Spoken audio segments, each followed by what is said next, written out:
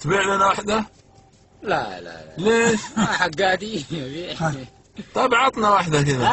عطنا واحدة كذا. اعطيك حاجه انا حقتها يا شيخ. ما في شيء، قول له ضاعت. اقول له ضاعت؟ ما حرام، بعدين في ضاعت الشبر فيه ضاع. بعدين لما نخطوه في الشبر ده كذي. ايش هو الشبر؟ الغبر، بعدين فيه حاجه زي ما ضاعت. ما فيه حاجه زي ما ضاعت. يعني حساب هناك. الله حسابها يسير. طيب ايش رايك بالله فاغر لما انت صالح فيها؟ تحس ترتاح نفسيا؟ الحلال؟ ايوه انت ماشي فيها يعني مرتاح نفسيا الحمد لله.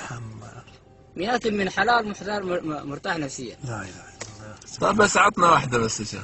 شيخنا الله يديك. الله يرحمه. زي السما للوطا. حطها في صندوق. زي السما للوطا. كيف زي السلطة؟ السما والوطا قرية قراب بعض؟ لا بس انا كان بديك نعجة يا شيخ. والله. لو انا اديتك نعجة السما والوطا تنطبق سوا، تكون يعني قراب بعض. نعطيك 200 ريال. مستحيل يعني، مستحيلة من السما والوطا تكون مع بعض، صح؟ نعطيك 200 ريال. والله كان تعطيني 200,000 يا شيخ. والله رب الكعبة. 200,000 ما اعطيك له. ليش؟ ما حد شايفك هنا يا شيخ. حق مين؟ اقول ما حد شايفك وما راح نعلم احنا. الله بقى ما تشوفني؟ انا اشوفك سبحان الله. خلاص بعدين بتحاسبني انت ولا حاسبني ربي؟ مر ابن عمر على رويع غنم في صحراء، فقال له امتحانا: بعنا من هذه الشياه.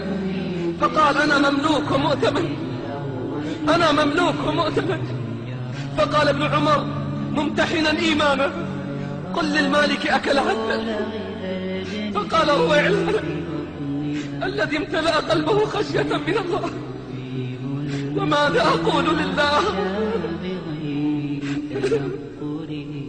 ماذا أقول لله إن قلت للمالك أكلها الذئب؟ فماذا أقول لله؟ ماذا أقول إذا نطقت الجوارح والأركان؟ فبكى ابن عمر وأرسل إليه من يعتقه وقال له: كلمة اعتقتك في الدنيا،